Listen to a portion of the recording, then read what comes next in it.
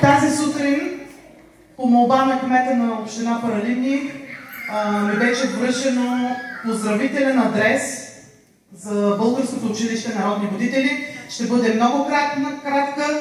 След това ще приключим с една красива песен от нашите прекрасни деца и така ще приключим нашия празник.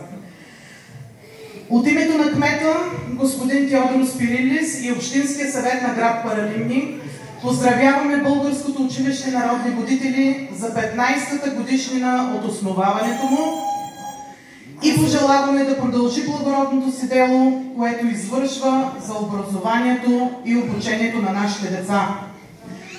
Приносът на Българското училище през годините в област Фамагуста и конкретно в град Паралимник продължава да представлява безспорна сила за интеграцията не само на българската култура, но и да бъде пример за много други култури в областта.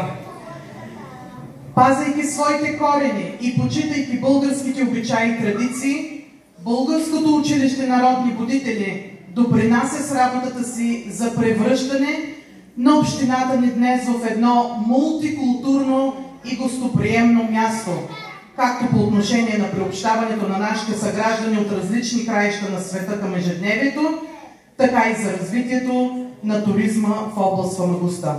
Честит празник на много ялета!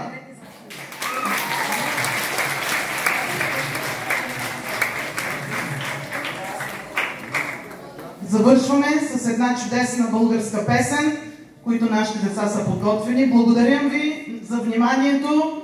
Следва лека почерпка. До нови срещи!